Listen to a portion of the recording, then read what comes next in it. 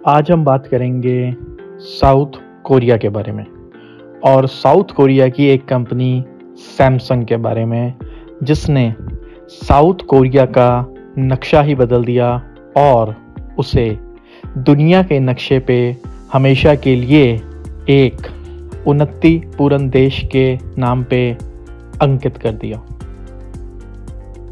अगर ज्योग्राफी देखें तो साउथ कोरिया को गरीब होना चाहिए था। इंडिया से थोड़ा ही छोटा, पर एग्रीकल्चर के मामले में बिल्कुल प्रोडक्टिव नहीं है। ज़्यादातर एरिया रगेड और स्टीप है, जिसमें सिर्फ 22% लैंड ही एरेबल है और ये रॉकी टेरेन किसी मिनरल वेल्थ से कंपनसेट भी नहीं करता। साउथ कोरिया में कोल तो है, पर बहुत ही कम। ग्लोबल रैंकिंग 49th है, जो कि उसके गरीब पड़ोसी नॉर्थ कोरिया से भी पीछे है। और सबसे बड़ी दिक्कत यह है कि यह दुनिया में 81st रैंक पर है नेचुरल गैस रिजर्व्स के मामले में, और ऑयल तो बिल्कुल भी नहीं है। और ये सिर्फ डोमेस्टिक चैलेंजेस हैं। अगर मैप को जूम आउट करके देखें तो साउथ कोरिया दुनिया के सबसे बड़े पावर हाउस से घिरा है। हर तरफ से एम्पायर्स ने दबाया और नेचुरल रिसोर्सेज भी नहीं, तो टेक्निकली ये देश तो गरीब होना चाहिए था, पर ऐसा नहीं है। साउथ कोरिया अमीर है। नॉमिनल जीडी के बेसिस पर साउथ कोरिया दुनिया की 10th लार्जेस्ट इकोनॉमी है, और इसका एक बड़ा रीज़न एक कंपनी है, सैमसंग।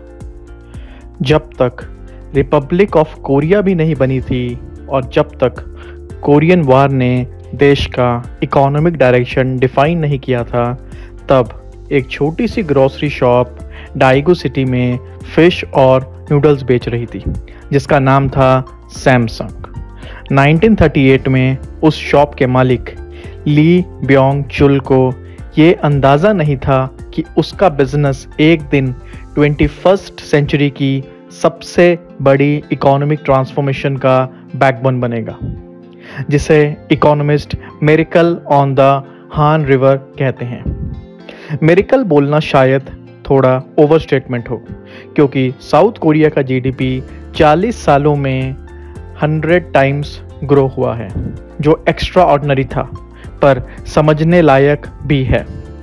ये सब सक्सेसफुल लॉन्ग टर्म प्लानिंग और क्लेवर बिजनेस स्ट्रेटजीज का नतीजा था। और एक बड़ा फैक्टर ये था कि 1950 तक साउथ कोरिया लगभग खत्म होने के कगार पर था। कम्युनिस्ट नॉर्थ कोरिया ने पूरा पेनिनसुला पर कब्जा कर लिया था। सिर्फ एक छोटा सा हिस्सा साउथ कोरिया के पास बचा था। पर जब कोरियन वॉर हुआ तो नए नए मौके बने। वॉर के बाद ली ब्योंग चुल ने अपना बिजनेस पिवट किया। 1953 में जब जापानीज कॉलोनियल एसेट सस्ते में मिल रहे थे और साउथ कोरिया का इंडस्ट्रियल इंफ्रास्ट्रक्चर बिखर चुका था, तब ली ने चेल जेदांग शुगर रिफाइनरी लॉन्च की।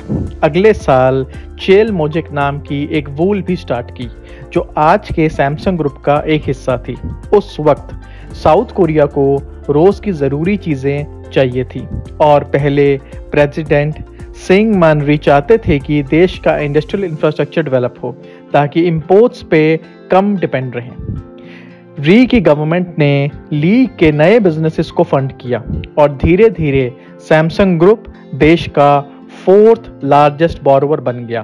पॉलिटिकल कनेक्शंस और इंडस्ट्रियल डोमिनेंस के साथ सैमसंग ने तेजी से ग्रोथ की। कुछ ही सालों में सैमसंग ने बैंकिंग और इंश्योरेंस सेक्टर तक एक्सपैंड कर लिया। 1961 तक कंपनी इतनी बड़ी हो चुकी थी कि ली ब्योंग चुल की नेट वर्थ साउथ कोरिया की टोटल वेल्थ का 19% थी।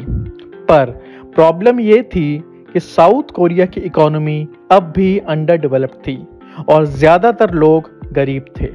फिर 1961 में मिलिट्री कूप आया और नए लीडर पाक च्युंग ही ने देश का इकोनॉमिक राइज शुरू किया। उसने इंडस्ट्रियल एक्सपर्ट्स और ह्यूमन कैपिटल को मैक्सिमाइज करने पर फोकस किया, जिससे जीडीपी पर कैपिटल ग्रोथ 9% से कम सिर्फ 3 बार आई 1963 से 1978 तक। इस ग्रोथ का सबसे बड़ा ड्राइवर था कॉन्ग्लोमरेट्स, यानी कि बड़े इंडस्ट्रियल ग्रुप्स। पाक ने इन्हें तोड़ने की बजाय उन्हें एक्सपोर्ट लेड इकोनॉमी का इंजन बनाया। गवर्नमेंट ने इन कंपनीज को cheap steel, subsidiaries, easy loan और टैक्स ब्रेक्स दिए। ऐसे ही सैमसंग, एलजी, हुंडई और एसके ग्रुप ने ग्लोबल मार्केट में अपने प्रोडक्ट्स सेल करने स्टार्ट किए।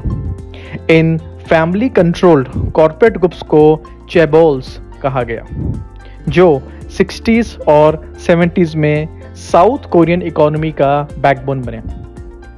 सैमसंग ने टीवीज, सेमीकंडक्टर्स और मोबाइल फोन्स मैन्युफैक्चर किए।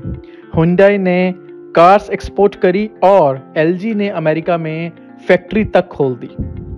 चेबोल्स के इन्फ्लुएंस से साउथ कोरिया का डेवलपमेंट एक्सलरेट हो गया। 1950 से 1990 तक लाइफ एक्सपेक्टेंसी डबल हो गई और इन्फेंट मोर्टेलिटी 1/3 से भी कम हो गया, और ये ग्रोथ आज तक कंटिन्यूड है। ली ब्योंग चुल के मरने के बाद उसका बेटा ली कुनही सैमसंग को आगे ले गया। आज साउथ कोरिया और सैमसंग एक दूसरे के बिना अधूरे हैं। एक शॉकिंग फैक्ट ये है कि सैमसंग का रेवेन्यू साउथ कोरिया की जीडीपी का 20% होता है, जो कि सिर्फ गवर्नमेंट के एक्सपेंडिचर के बराबर है। सैमसंग की इंपॉर्टेंस साउथ कोरियन सोसाइटी में इतनी ज़्यादा है कि लोग सैमसंग मैन बनने के लिए बचपन से तैयारी करते हैं। जैसे अमेरिका में लोग हॉलीवुड या वॉल स्ट्रीट जाने के सपने देखते हैं, वैसे ही साउथ कोरिया में बचपन से लोग सैमसंग एप्टीट्यूड टेस्ट की प्रिपरेशन करते हैं।